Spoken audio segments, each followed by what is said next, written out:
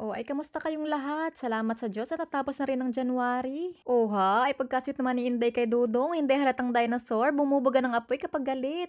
Second day na nga ng vacation leave ni Afam at inaya ko siyang mag-shopping ng mga damit ni Riri. At bago nga kami pumasok sa store, nagutom na agad ang batang makulit. Walang trabaho yarn pero sobrang gastadora, daig pa ang may sinasahod ng kinsenas at katapusan. Ay char lang naman pala at baka singilin niya ako sa mga perang inutang ko sa kanya. May natatanggap kasing allowance sa mga bata dito sa Germany every month. Madami silang natatanggap na benefits. At naglakad na nga kami papunta sa store mula sa parking area. Pagpasok nga ng entrance ay nandito yung women's section. Yung mga pambata naman ay nasa lower ground. Gustong gusto ko mamili sa store na ito kasi ang gaganda ng damit ng pangbata. Maganda din yung quality ng mga damit. Hindi nga siya kumukupas agad sa unang labahan. Hindi katulad ng isang sikat na brand ng damit na unang laban mo pa lang ay kupas na agad, parang lumang-luma na. Ay ayan na nga at namamalat na yung boses ko sa pag-voice over. Ang hirap palang maging vlogger. Charot!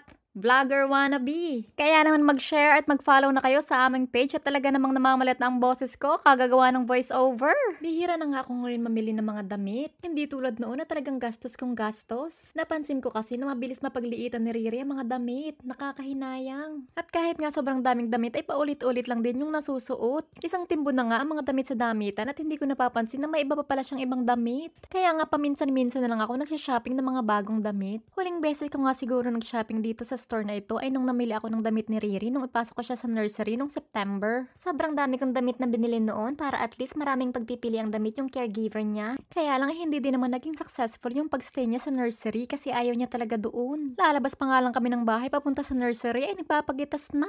Kaya nga hindi ko na siya pinilit at talagang mang nakakaawa pag umiiyak ang bata. Ang daming magagandang damit, nai-excite talaga ako kapag namimili ako ng damit ni Riri. Nakalimutan ko na nga kung anong size ang damit ni Riri, buti na lang Boy Scout itong si Afam. Sinukat niya yung height ni Riri bago kami umalis. Kahit wala tayong mabili para sa sarili natin, basta sila meron. Kahit nga hindi ko na matandaan yung huling beses na bumili ako ng pante, ay okay lang. Basta mayroon ng anak, ay okay na yan. Kahit nga butas-butas na yung pundilyo, ay gamit na gamit pa rin. Ayaw pa naman bumitaw ng garter. Ayaw pa niyang bumitaw kahit putas na ang pundilyo. Ganon talaga, matibay ang garter ng suin. Kahit parang yero na ay pwede pang suotin.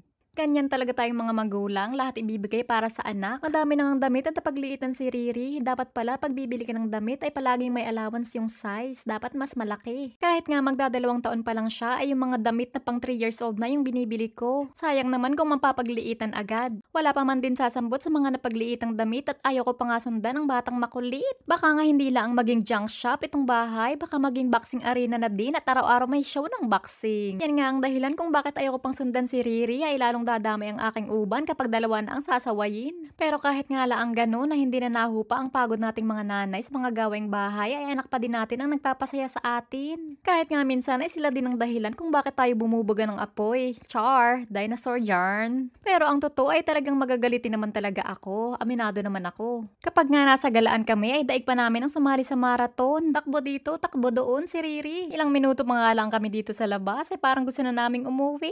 Kapag may kasama kang bata ay dapat palaging mataas ang iyong energy, dapat palaging full charge. Mapapalaban ka talaga sa takbuhan. At yan nga sa escalator ay kahit siguro buong maghapon siya mag-akyat baba ay hindi siya magsasawa. Nakasampung beses na nga siguro silang akyat baba diyan ay talagang hinahapo na si Afam. Medyo naikot na nga namin lahat ng sulok ng damitan dito. Kakaunti pa lang yung napili ko. Wala kasing available na size yung ibang damit na nagustuhan ko. Pag nasa labas nga kami ay palagi kong sinusundan si Riri at baka kung ano na naman ang masira niya. Itong nakaraang buwan nga laang ay nakasira siya ng logo ng Mercedes-Benz sa parking lot. Ay talaga namang kinabahan ako ng bonggang-bongga at kami lang ni Riri ang magkasama noon sa parking lot. May binili kasing lock ng pintuan si Afam noon kaya habang naghihintay kami ay naglakad kami sa parking lot. Tinalo pa nga ni Riri ang cheetah sa bilis tumakbo. Bigla nga siyang tumakbo papunta sa sasakyan at binakli yung logo ng Mercedes-Benz. Ay talaga namang ako kinabahan at naisip ko na nga na malaki ang aming babayaran. Talaga namang butol-butol ang pawis ko kahit sobrang lamig at winter baga at dito. Ayan na nga at walang kalikot-likot. Tingnan nyo naman at binugnot na yung kamay ng batang manikin. Ay talagang makakapagbayad kami na yan pag hindi na ibalik yung kamay. Kapag nga nalabas kami, ay palagi kami nakakapagbayad sa kung ano-anong nasisira, nire-report. Maigi na lang at madali lang pala yung ikabit. Abonado na naman sana ang ina. Ay hinahanap ko nga yung size ng damit na napili ko ay hindi ko napansin ay nakasabit pala sa aking damit. Iamot na naman ang inahin kay Afam. Damay na naman ang sibilyan na walang kaalam-alam. At dahil nga mas inuna ko pa ang aking iyamot kaysa hanapin yung damit na mawala ay kinuha ko na lang yung ibang size. At nag-ikot-ikot pa nga ako ng konti at ako'y nakakita ng bell bottoms. Ay ako nga ay nagandahan at bumili ako ng 3 pares. At magbabayad na nga sana ako sa counter, may nakita na naman akong isa kaya binili ko na uli. Ang daming magagandang hair accessories para sa mga batang babae, kaya lang hindi yan tatagal kay Riri, bubugnutin niya yan sa kanyang buhok. Ay hindi na nga tinigilan ng kaikot-ikot, ay liyo na ang mga hairband at pamuyod. At tingnan mo naman at parang tunay, uho at namimili din. O ano, may pambayad ka ba Riri? At sabi ko nga kay Afam, ay buhatin na si Riri at baka mamaya ay makasira pa, ay talaga magbabayad na naman. At ayaw pa nga umalis ng Riri po at talagang namimili pa. Sabi nga ni Afam ay hayaan ko laang na mamili si Riri ay talagang paglaki nito ay talagang ito spoiled.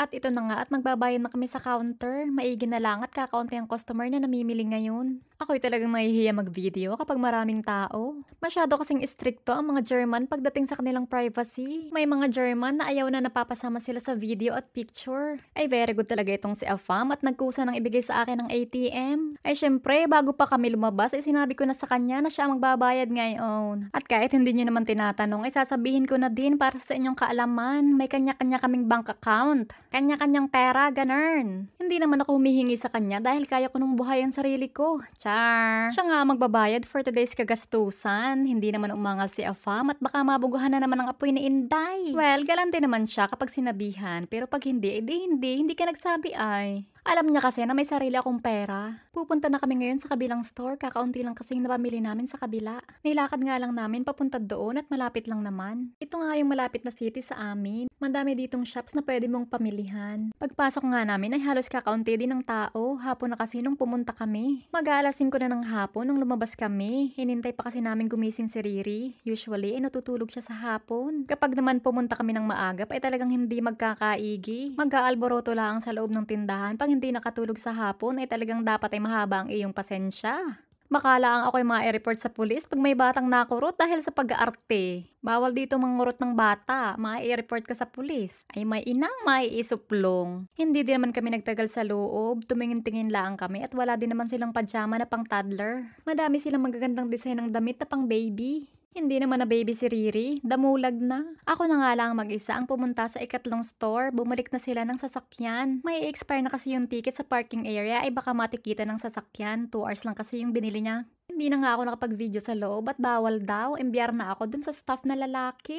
Dito nga pala sa store na ito ay pwede ka magbayad ng self-service. May option din dyan kung gusto mo isend nila yung ticket sa cellphone mo o email. At pinili ko na nga lang na isend nila yung resibo sa aking cellphone. Dito kasi sa Germany ay madali lang magbalik ng mga damit na pinamili mo. Usually ay pwede mo ibalik yung damit within 4 weeks, especially kapag mali yung size na nakuha mo o may damage. Kaya dapat ay ingatan mo yung resibo at least sa cellphone hindi mawawala. At dahil nga self-service, ikaw lahat ang gagawa, hindi naman uso dito ang bagger. I-check mo lang ang maigi kung may security tag yung damit at baka pagtapat mo sa pinto ay biglang tumunog at isipin nila ay dinekpat mo yung damit. Pagbalik ko nga sa parking area ay inip na yung mag-ama. Sabi ko lang ay mabilis lang ako pero inabot din ng 1 oras. Ito na yung mga napamili ko.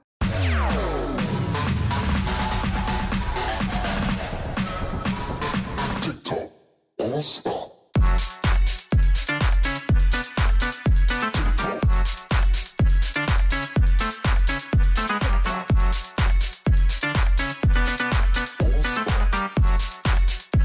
At ito na nga, tingnan na natin kung magkano yung napamili ko.